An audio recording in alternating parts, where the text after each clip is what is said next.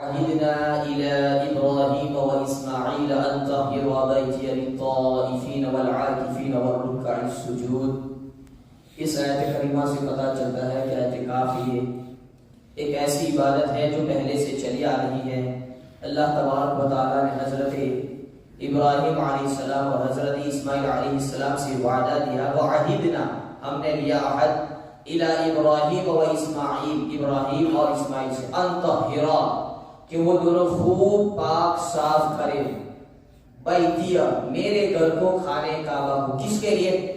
للطائفین، طواف کرنے والوں کے لیے، والعاکفین، اعتکاف کرنے والوں کے لیے، والرکع السجود، اور رکوع اور سجدہ کرنے والوں کے لیے. تو اللہ تبارک و تعالیٰ نے اس آیت کریمہ میں اعتکاف کرنے والوں کا ذکر فرمایا.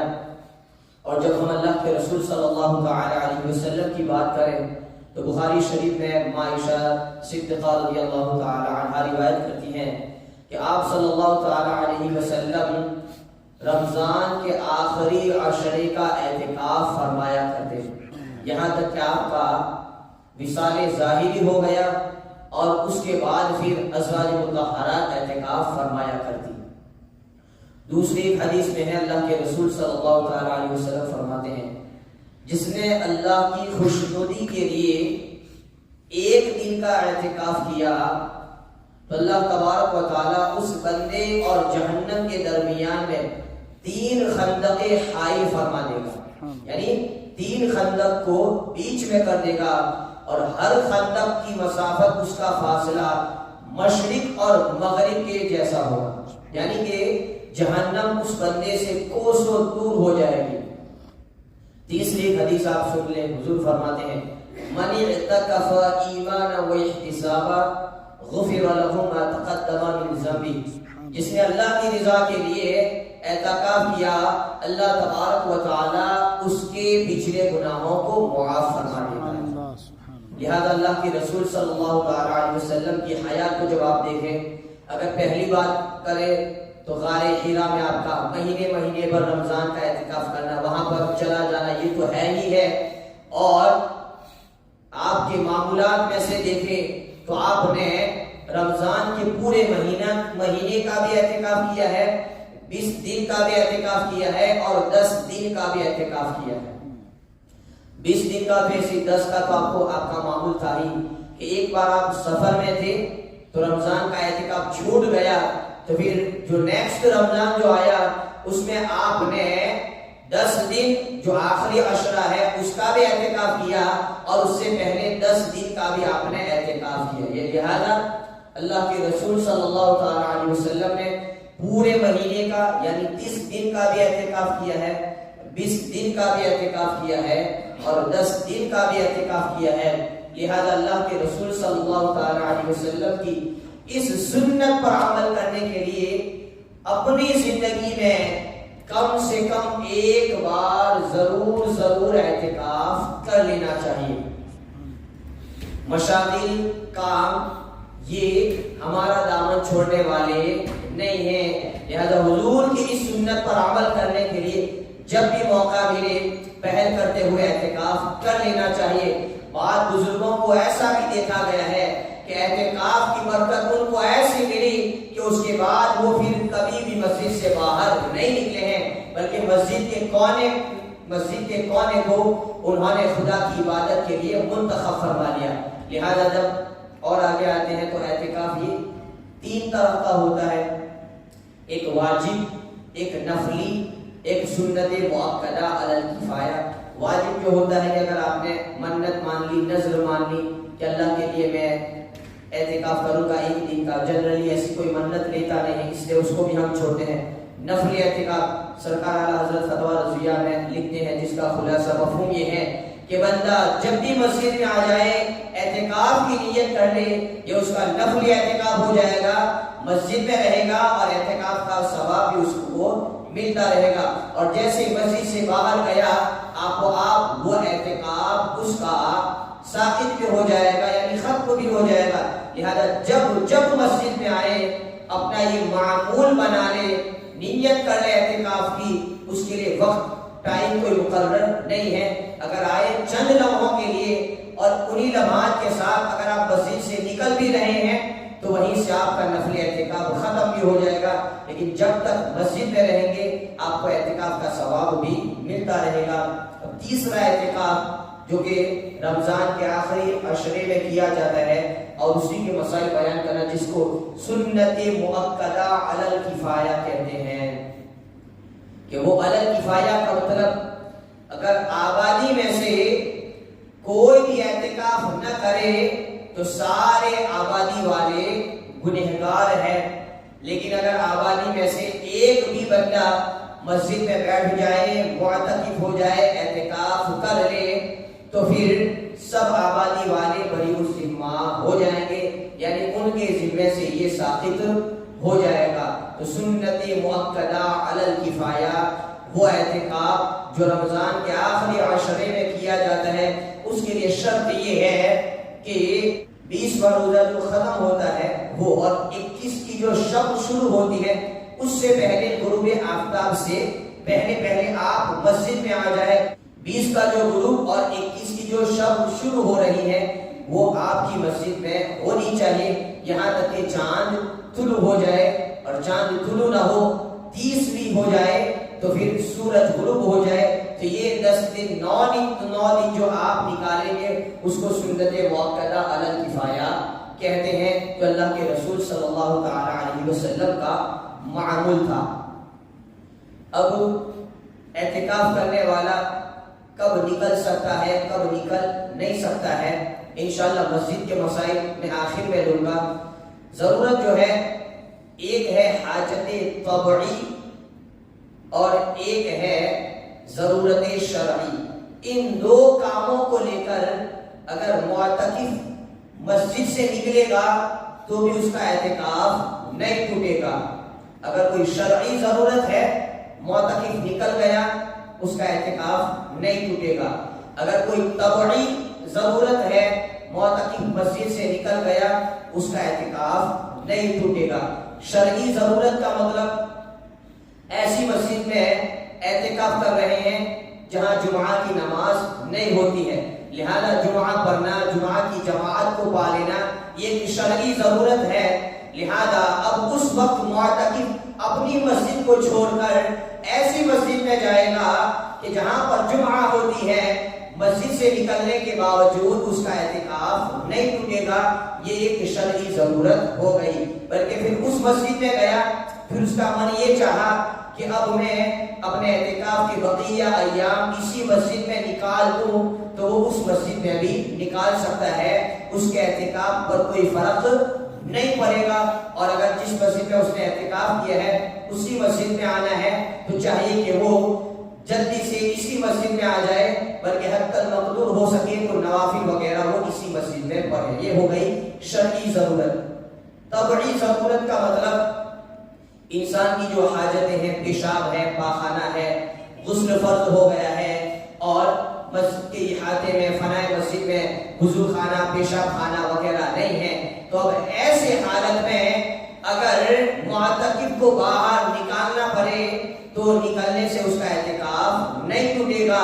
مثال کے طور پر مسجد میں جنرلی ہمارے یہاں وضو خانے وغیرہ پیشاب خانے ہوتے ہیں، لیکن مسائل کے اعتبار سے لہذا پیشاب خانے ہے ہی نہیں، یا مسجدیں ایسی ہیں کہ اس سے دور پیشاب خانہ وغیرہ ہے، غسل خانہ وغیرہ ہے، تو اب اسی وقت وہ نکل سکتا ہے جب کہ اس کو غسل کی حاجت ہو، اسی وقت وہ نکل سکتا ہے جب کہ اس کو پیشاب کی ضرورت ہو۔ لہذا اگر مسجد کے وضو خانے، پیشاب خانے نہیں ہیں، غسل خانے نہیں ہیں، تو معتکف اپنے گھر بھی غسل کرنے کے لیے جا سکتا ہے، لیکن جائے گا وہ فوراً آ جائے گا۔ حالانکہ ایسے مسائل پیش نہیں آتے ہیں، مسائل کے اعتبار سے چونکہ آج بھی میری نگاہ میں ایسی مسجدیں ہیں کہ باقاعدہ جن کے غسل خانے، پیشاب خانے آپ کو ایسا لگتا ہے کہ بالکل مسجد سے باہر ہے، تو ایسی مسجدوں میں اعتکاف کرنے والے پیشاب کرنے، پاخانہ یا غسل کی حاجت کے لیے اسی وقت جائیں گے جبکہ ضرورت ہوگی اور فوراً وہ واپس آ جائیں گے۔ تو معتکف جو اعتکاف کرتا ہے، اعتکاف کرنے کی وجہ سے کچھ ایسی چیزیں جو عام نمازی کے لیے جائز نہیں ہوتی ہے ضرورتاً اس کے لیے جائز ہو جاتی ہے اعتکاف کرنے کی وجہ سے. جیسے مسجد میں کھانا پینا یہ الاؤ نہیں ہے، مسجد میں کھانا پینا جائز نہیں ہے، لیکن جب اعتکاف کر رہے ہیں کھانا پینا کی ضرورت ہے تو اب وہ مسجد میں کھا سکتا ہے. اسی طریقے سے سونا یہ مسجد میں مناسب نہیں ہے، جائز نہیں ہے. اگر آپ سو رہے ہیں تو یا تو اعتکاف کی نیت کر لیں، یا جو معتکف ہے وہ تو بھائی اس کو سونا بھی انسان کی ایک طبعی حاجت ہے، ضرورت ہے، لہذا معتکف سوئے گا تو یہ اس کے لیے اعتکاف کرنے کی وجہ سے جائز ہو جائے گا. بہرحال دیگر ضرورتیں جو ہوتی ہیں انسان کو پیش آتی ہے اعتکاف کرنے کی وجہ سے جائز تو ہو جاتی ہے، لیکن اس کے بھی آداب ملحوظ رکھنا چاہیے. لہذا کھانے پینے میں یہ کرے کہ مسجد کی صفیں آلودہ نہ ہو، مسجد کی صفیں گندی نہ ہو، جو کھانے پینے کی اشیاء ہیں اس کی بدبو یا اس کا ذائقہ مسجد کی صفوں کے ساتھ نہ لگ جائے. یہ سارے آداب ابھی بھی معتکف کے لیے باقی رہیں گے. بہرحال اب مسجد کے کچھ ایسے حصے جو ہم نے ڈیوائڈ کی ہیں جس کی وجہ سے ہم نے کچھ مسائل خود ساختہ بنا لیے ہیں، وہ ایسا نہیں ہے. میں بیان کرتا ہوں، بغور آپ سنیں، پھر آپ غور کریں کہ ہماری مسجد کیسی ہے، لہذا ہمیں کیسا ہونا چاہیے. دوسری مسجدوں میں جاتے ہیں ان کے پارٹ کیسے ہیں، وہاں ہمیں کیسے ہونا چاہیے. تو یہ سارے مسائل خود پھر آپ قیاس کر لیں. چونکہ یہ جو جماعت کھانا ہے اور جو سحر ہے اس کو ہم نے ڈیوائڈ کیا ہے. حالانکہ جو ادب مسجد کے جماعت کھانے کا ہے وہی ادب سحر کا ہے، اس لیے کہ مسجد کا سحر بھی یہ مسجدی ہوتا ہے. امام اہل سنت سرکار اعلیٰ حضرت کا اس پر پورا رسالہ ہے. لہذا سحر وغیرہ یہ آپ اپنے دل و دماغ سے نکال دیں کہ سحر میں یہ کر سکتے ہیں، جماعت خانے میں یہ نہیں کر سکتے ہیں. کہ وہ اس لیے کہ پہلے کہ آپ نے مسجدیں دیکھی ہوگی تو وہ دو حصوں میں ڈیوائڈ ایسے کرتے تھے کہ اس کا ایک حصہ کھلا رہتا تھا، ایک حصہ پیک رہتا تھا، جس کو گرمی کی مسجد اور ٹھنڈی کی مسجد کہتے ہیں. یعنی ٹھنڈی کے دنوں میں آپ جماعت خانے میں نماز پڑھے، چونکہ پنکھوں کی فیسیلٹی، اے سی کی فیسیلٹیز نہیں ہوتی تھی، لہذا ٹھنڈی کے دنوں میں جماعت خانے میں لوگ نماز پڑھتے تھے. اور جب گرمی کے دن ہو تو پھر جو صحن بنایا ہوا ہوتا تھا وہ کھلا ہوتا تھا تو اس میں نماز پڑھتے تھے گرمی سے بچنے کے لیے. اس کا مطلب یہ نہیں ہے کہ وہ صحن الگ ہو گیا، یہ جماعت خانہ الگ ہو گیا. جو ادب مسجد کے جماعت خانے کا ہے وہی ادب مسجد کے صحن کا ہے. اب یہ تو ہو گیا مسجد کا حصہ. اب وہاں جو آپ لوگ کھڑے رہتے ہیں، ڈاگر ہے، وہ جو دروازہ ہے، مین گیٹ جو باہر کا ہے، وہ سب حصہ مسجد سے باہر ہے، جس میں کسی قسم کی کوئی شک شبہ آلائش وغیرہ نہیں ہے. تو ایک وہ حصہ جس کے مسجد ہونے میں کوئی شک نہیں ہے، ایک وہ حصہ جس کا مسجد نہ ہونے میں کوئی شک نہیں ہے. جیسا کہ جماعت خانہ اور صحن کو آپ لے لیجیے، اس کا مسجد ہونا اس میں کوئی ڈاؤٹ ہے. اسی طریقے سے جہاں باہر کھڑے رہتے ہیں وہ مسجد نہیں ہے، اس میں کوئی ڈاؤٹ ہے. تیسرا ایک پارٹ ایسا ہے جو من وجہ داخل مسجد ہے، من وجہ خارج مسجد ہے، اور اسی کو فنائے مسجد کہتے ہیں، اسی کو فنائے مسجد کہتے ہیں. لہذا اس کے مسائل آپ سماعت کر لیں. فنائے مسجد کا مطلب یعنی کبھی کبھی اس پر کچھ مسائل مسجد کے لاگو ہوتے ہیں اور کچھ مسائل اس کے مسجد نہ ہونے کے لاگو ہوتے ہیں.